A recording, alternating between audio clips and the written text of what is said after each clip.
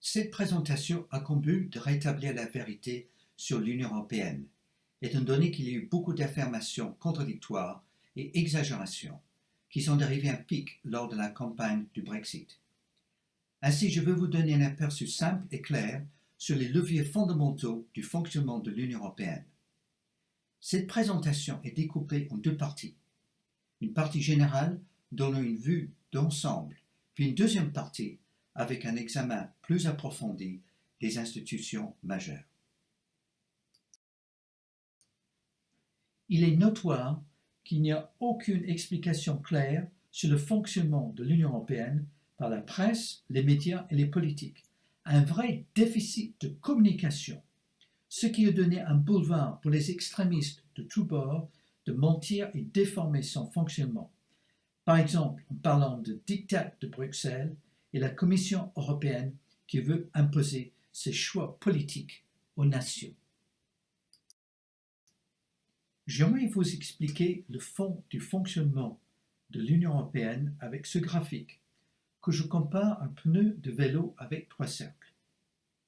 Dans le premier cercle du pneu figurent les 28 États membres avec leur drapeau, qui gardent leurs propres compétences, en moyenne dans plus de 70% de leurs affaires, et non l'inverse, en vertu du principe dit de subsidiarité.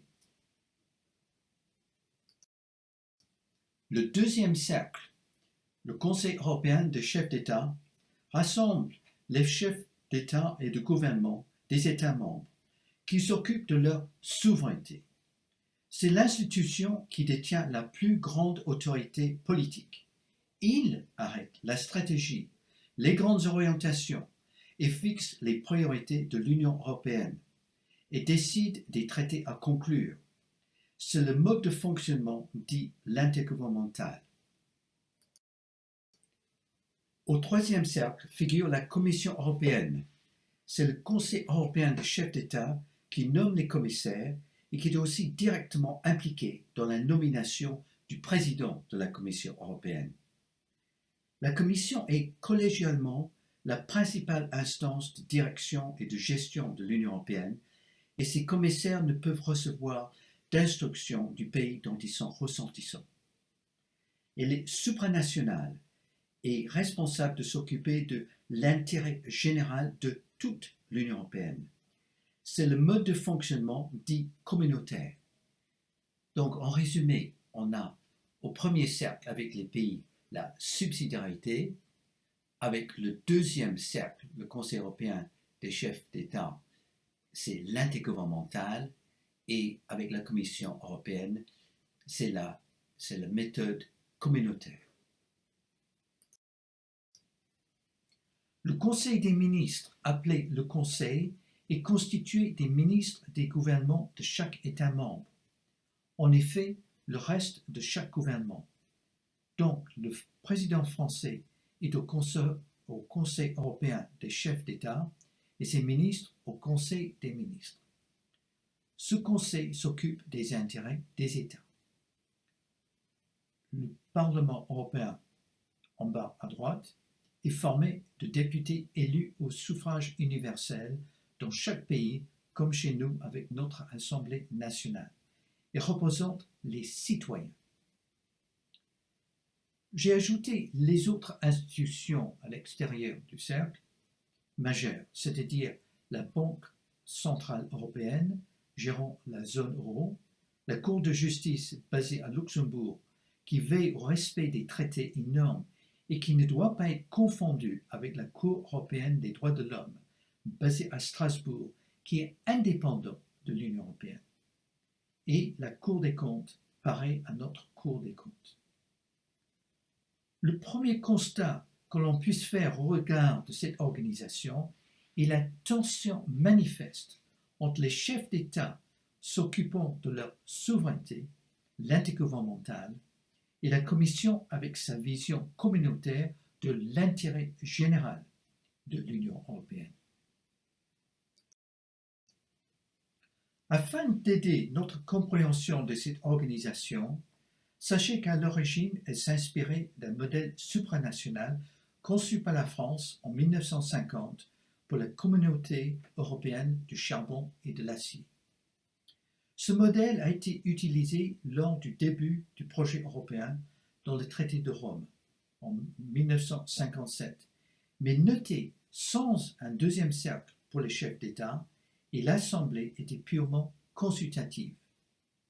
C'est la création du Conseil européen des chefs d'État en 1974 et l'élection au suffrage universel du Parlement européen en 1979 qui ont profondément modifié le mode de fonctionnement de l'Union européenne. Voici le mode d'organisation de l'Union européenne aujourd'hui avec son deuxième cercle, Conseil européen des chefs d'État, l'intergouvernemental et le Parlement européen élu au suffrage universel. Venons maintenant à une vue d'ensemble pour comprendre comment les décisions sur les textes législatifs sont prises. Nous avons vu que ce sont les chefs des États membres qui donnent la direction, les priorités, les impulsions pour l'Union européenne. Puis, la Commission européenne prépare et soumet des propositions. Et je souligne le mot proposition et non décision, puisque les décisions sont prises par les gouvernements des États membres au sein du Conseil des ministres, avec l'accord du Parlement européen pour la quasi-totalité des lois, c'est-à-dire la partie législative comme chez nous. Mais le Conseil des ministres garde certains domaines pour lui indépendamment du Parlement européen. Les aspects régaliens, par exemple la fiscalité et la gestion de l'euro au sein de l'Eurogroupe. Donc la gestion de la crise grecque ne pouvait pas être codécidée avec le Parlement européen. Les textes législatifs décidés par le Conseil des ministres et le Parlement européen sont essentiellement de deux sortes, des directives et des règlements. Une directive donne les objectifs à atteindre par les États membres avec un délai, mais leur laisse le choix des moyens et de la forme conformément à leur procédure nationale. Mais, dans la pratique, lorsque les États membres transposent la décision initiale pour s'adapter à leur texte législatif, ils ajoutent des couches, parfois beaucoup de couches, qui finalement sont assez différentes de l'objectif initial. Exemple, la fameuse directive décrétée en France où les apprentis de 16 ans ne peuvent pas monter sur des escabeaux de plus de 3 barreaux. La directive initiale en 1994 incitait simplement les États membres à assurer la protection des jeunes au travail. Le reste, c'est l'État français. La France est coutumière de cette pratique. Les règlements décidés par les États membres, par contre, s'appliquent totalement et directement, que la Commission européenne met en forme ensuite, sous le contrôle des États membres, selon une procédure d'une grande complexité qui s'appelle la comitologie. Vous entendez souvent dans la presse et médias que c'est Bruxelles, c'est-à-dire la Commission européenne, qui impose des lois. Mais comme nous avons déjà vu, la Commission ne peut que proposer et non décider des lois. La Commission européenne a le monopole en théorie du pouvoir d'initiative pour faire des propositions. D'où alors puise la Commission ces fameuses propositions? En creusant la question, j'ai appris que 85 à 95% des propositions proviennent de sources en dehors de la Commission européenne, que j'ai résumées ici. Il y a d'abord en haut les grandes lignes politiques, les impulsions, les priorités données par les chefs d'État au sein du Conseil européen. Et selon mes dernières recherches et entretiens avec de vrais connaisseurs sur le sujet, ce sont les chefs de gouvernement qui s'impliquent de plus en plus à donner des conclusions précises. Le Parlement européen à droite, quoique n'ayant pas le pouvoir d'initiative formelle pour proposer une loi, a néanmoins le pouvoir de soumettre des rapports d'initiative législative à ce but et ne s'en prive pas. Les gouvernements des États membres rassemblés dans le Conseil des ministres à gauche et leurs représentants basé à plein temps à Bruxelles, collabore étroitement avec la Commission sur ces propositions. Puis, en bas à droite, il y a les agences décentralisées. Par exemple, l'Agence européenne de la sécurité aérienne, l'Agence européenne des médicaments. Puis à gauche, il y a les lobbies, par exemple les industriels, les ONG de toutes sortes, en tout environ 30 000 personnes. Il y a l'opinion politique. Et bien sûr, il y a aussi les traités qui doivent être respectés.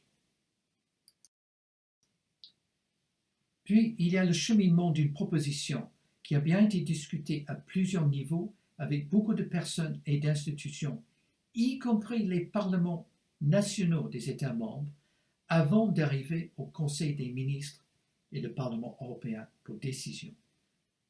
J'ai appris par exemple qu'il y a un comité à notre Assemblée nationale qui s'occupe à plein temps de ces projets et de propositions. Même ici, si un tiers des pays considère que la proposition ne relève pas de la compétence de l'Union européenne, ils peuvent soumettre un carton jaune où la Cour de justice à Luxembourg doit trancher sur le sujet. Venons maintenant au domaine de décision appelé compétence, que les États membres ont décidé par traité de mettre en commun au niveau européen, bien distincte de celle prise au niveau des États membres. Ce sujet est couvert par le traité de Lisbonne, qui donne les règles, qui est la Bible du fonctionnement. À noter d'abord que l'article 5 du traité de Lisbonne déclare que toute compétence non attribuée à l'Union dans les traités appartient aux États membres. Il y a 3 catégories de compétences, à savoir, commençons à gauche, les compétences exclusives. Quand les États ont décidé de transférer l'intégralité de leurs compétences dans un domaine, c'est-à-dire que les États membres ne peuvent plus légiférer chez eux, mais par contre, tout doit être décidé au niveau de l'Union uniquement. Il y a peu de ces compétences exclusives, par exemple la politique commerciale, la concurrence ou encore la gestion de la monnaie unique. Ensuite, les compétences partagées. C'est le cas le plus fréquent, quand les États membres n'ont transféré qu'une partie de leurs compétences, si bien qu'ils peuvent continuer à agir à côté de l'Union européenne. L'Union alors agit à la place des États si l'action commune est considérée comme plus efficace que celle des États agissant séparément. Par exemple, les transports. Les États membres peuvent décider d'augmenter ou de diminuer ces compétences. Dernièrement, les compétences d'appui, où l'Union donne l'opportunité de partager une compétence. Par exemple, la recherche, mais c'est entièrement la décision de l'État membre d'y participer ou non. D'autres exemples sont la culture, l'éducation, la formation professionnelle, la jeunesse, le tourisme. En résumé, l'Union européenne n'agit que dans les domaines indiqués par les États membres. Pour voir clair sur le sujet clé des compétences, voici un graphique pour avoir une vue d'ensemble et répondre à la question de quoi s'occupe l'Union européenne en vérité. Ayant visité la Grèce pour mes vacances, je me suis inspiré du Parthénon à Athènes. Commençons en bas à droite. Voici les États membres qui exercent leur pouvoir politique dans les divers domaines. Ils choisissent quelles compétences, quels pieds de construction qu'ils veulent utiliser pour bâtir l'édifice de l'Union européenne. La principale étant le socle fondamental de l'Union européenne, ses valeurs. Ces piliers sur le Parthénon représentent les grands thèmes de son action, à savoir, avec la première colonne, le marché unique, avec ses règles et normes pour lutter, entre autres, contre le protectionnisme, qui donne un cadre, une ossature au sein desquelles les États membres sont responsables de faire leurs affaires, et où la Commission agit surtout sur l'agriculture et la pêche. La deuxième colonne, la zone euro, qui fournit un cadre une ossature pareille que le marché unique. Troisième colonne, le fonds de cohésion où les fonds sont distribués aux pays et endroits les plus pauvres. Le quatrième colonne, l'Union européenne dans le monde avec son embryon d'un ministère des Affaires étrangères et l'aide internationale. Et divers, cinquième colonne, par exemple le climat, quelques éléments de la défense, le pénal, les migrations. En haut à droite, avec le cercle en bleu, il y a la commission qui agit pour gérer et administrer l'ensemble de la structure, et où les États membres lui ont donné le rôle de préparer les normes et réglementations, une tâche ingrate. Un point que j'aimerais souligner est que les États membres restent maîtres, moteurs de leurs décisions, surtout de leurs dépenses et recettes. Donc, ils partagent uniquement une partie de leurs compétences. Par exemple, un minimum des règles au sein du marché unique, par exemple le droit social et la semaine de 48 heures. Les États membres dans la zone euro restent moteurs de leurs décisions économiques, le niveau des dépenses publiques, les impôts, niveau de chômage, niveau des retraites, mais dans les limites des règles décidées pour l'euro ensemble par les États membres. Quoique l'Union européenne a un embryon d'un ministère des Affaires étrangères, les pays gardent leur ministre des Affaires étrangères. Les États membres ont la possibilité d'aller plus loin et partager plus de leurs compétences régaliennes, comme la défense, la fiscalité directe, la politique sociale, le pénal, mais il faut qu'ils choisissent unanimement pour aller plus loin. L'on voit bien donc, en résumé, dans le graphique, que les États membres choisissent par traité les compétences accordées au niveau de l'Union européenne, et elles sont limitées pour la plupart à certains thèmes. Le graphique ici montre un résumé du fonctionnement de l'Union européenne, que dans la pratique et compte tenu du nombre d'États membres et de la complexité des sujets, beaucoup de directives et de règlements résultent de discussions approfondies entre les groupes d'experts de chacune des institutions majeures, c'est-à-dire en priorité la Commission européenne, le Conseil des ministres et le Parlement européen, appelé trilogie, pour faciliter l'adoption des textes législatifs. Néanmoins, il y a des règles de transparence sur ces discussions à respecter. D'où résulte un modèle d'organisation qui marche tant bien que mal, mais qui est en effet un modèle de gouvernement démocratique hybride, parce que le modèle initial provenant du traité du charbon et de l'acier, avec uniquement une commission d'experts s'occupant de la vision communautaire, a été modifié depuis. La Commission n'est pas un gouvernement dans le vrai sens du terme, parce que son chef, jusqu'à très récemment, avec l'élection de Juncker, était choisi par les chefs d'État et non le Parlement européen. En plus, le président de la Commission ne choisit pas ses commissaires, parce qu'ils sont imposés par les chefs d'État. Et, à l'inverse d'un gouvernement issu de l'élection d'un parti, la Commission agit dans l'intérêt de toute l'Union européenne. Ainsi, le Parlement européen n'a pas son gouvernement au pouvoir, mais néanmoins fait partie du pouvoir législatif. Alors le Parlement, pour peser vis-à-vis des autres institutions, est obligé d'agir par consensus, qui fait dire un certain M. Bourlange, la démocratie nationale est une démocratie de confrontation, tandis que la démocratie européenne est une démocratie de négociation.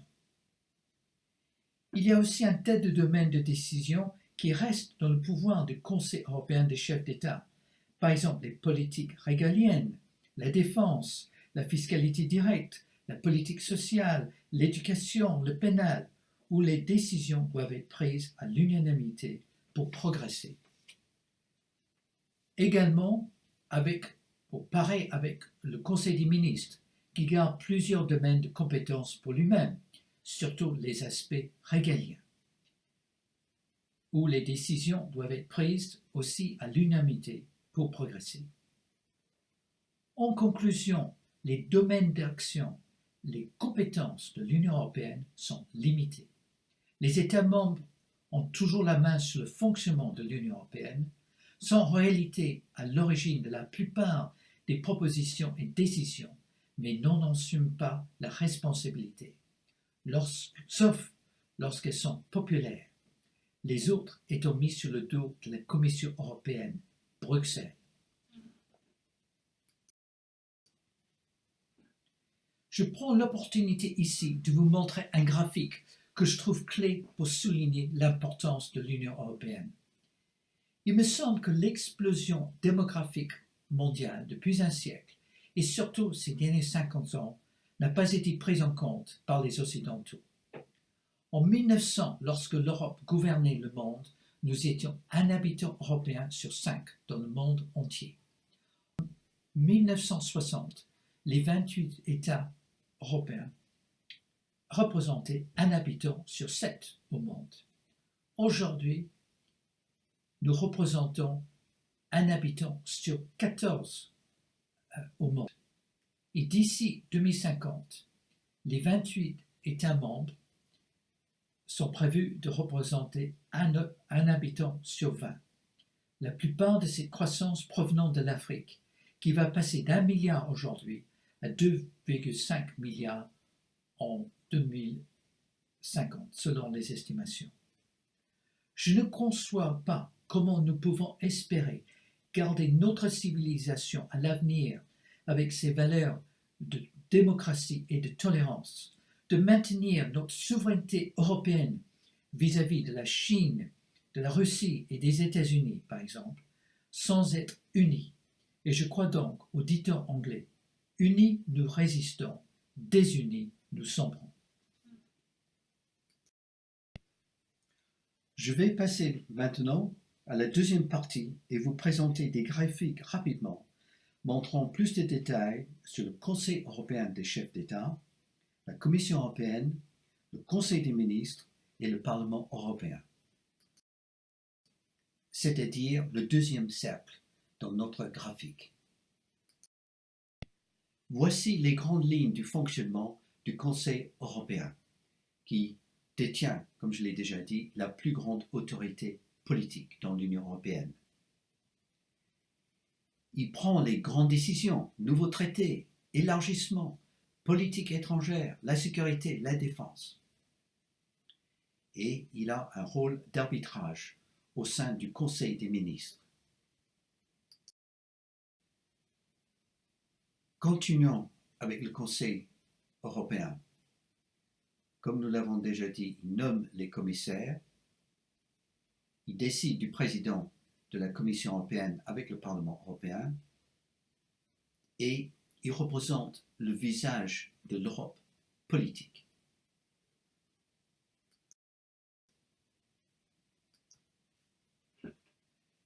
Voici des points supplémentaires sur l'organisation du Conseil européen. Notez le rôle, c'est-à-dire le Conseil européen donne à l'Union les impulsions nécessaires à son développement et en définit les orientations politiques générales selon l'article 15 du traité de Lisbonne.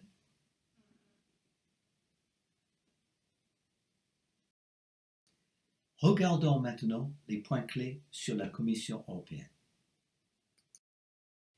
qui figure au centre de notre graphique. À noter que la Commission a le monopole de l'initiative, mais dans la réalité, beaucoup moins, comme on l'a déjà vu. Elle est la gardienne des traités, un rôle très important. Elle représente l'Union européenne dans le monde. Pour sa composition, il y a 28 commissaires européens qui devaient être moins selon le traité de Lisbonne, mais suite au référendum en Irlande, la Commission était obligée d'avoir un commissaire par État membre. Quant à l'administration, il y a 33 000 fonctionnaires européens, dont 24 000 pour la Commission européenne même, à Bruxelles et à Luxembourg, et 9 000 dans les agences réparties partout dans les États membres. Et notons qu'en tout, dans toutes les institutions européennes, il y a environ 56 000 fonctionnaires, ce qui équivaut à l'administration dans une grande ville européenne.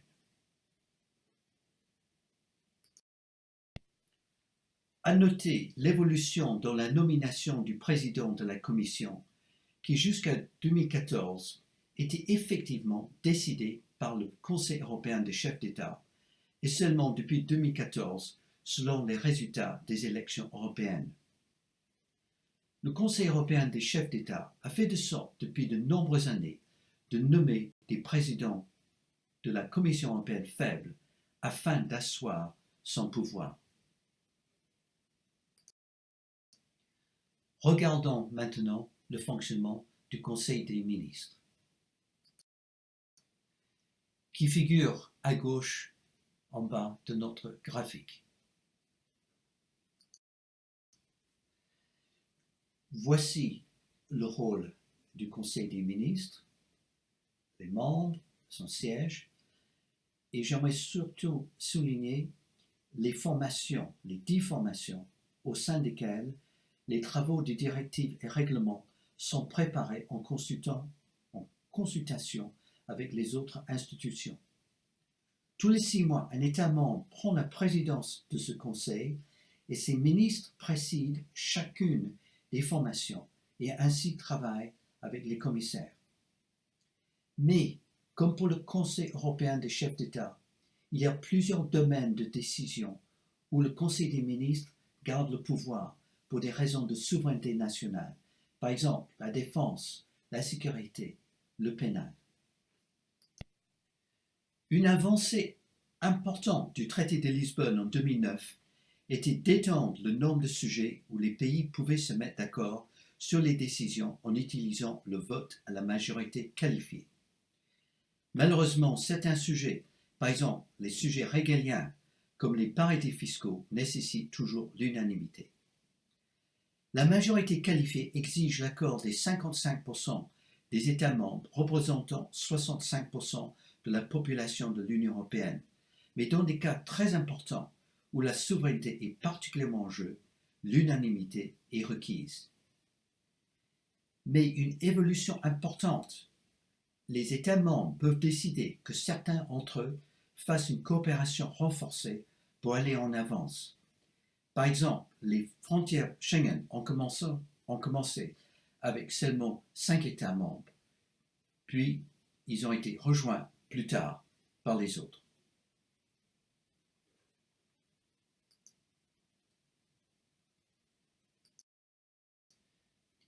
Jetons maintenant un coup d'œil sur le Parlement européen, qui figure ici en bas à droite. Les pouvoirs du Parlement européen ont été grandement élargis suite au traité de Lisbonne pour contrecarrer les critiques sur le manque de démocratie dans l'Union européenne. Notez qu'il exerce un contrôle sur les institutions européennes et d'ailleurs auditionne la nomination des commissaires et peut les refuser, ce qui est une démarche qu'on ne peut pas faire dans notre Assemblée nationale pour regarder la nomination des membres du gouvernement.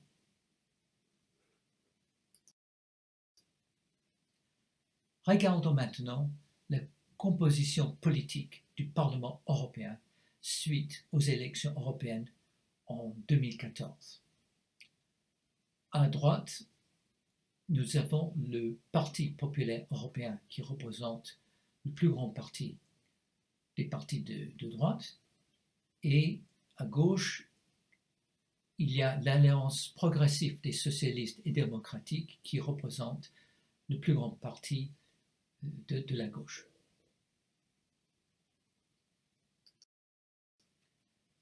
Voici quelques détails sur le nombre de parlements européens et le changement de leur nombre suite au Brexit. Le mode de scrutin lors des dernières élections européennes et les nouvelles règles en France à partir de 2019.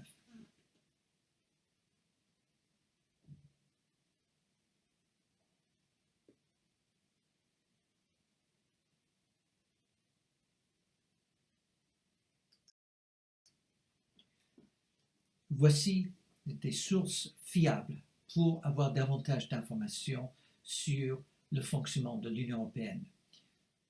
Le premier, c'est les décodeurs de l'Europe, que je peux grandement recommander, qui répond à un tas de questions et qui est très utile. Ensuite, il y a Europe Direct, et c'est lorsqu'on peut téléphoner à Bruxelles pour poser ces questions, ou alors on peut envoyer un courriel pour demander ces questions. Et moi, je l'ai utilisé souvent et je peux dire avec satisfaction. Et puis le dernier que je montre là, c'est en effet un site en langue anglaise pour répondre à un tas de mythes qui ont été répandus pendant la campagne du Brexit. Et finalement, pour ceux voulant trouver une cure pour l'insomnie, ils peuvent lire le traité de Lisbonne dans le texte. Bonne lecture.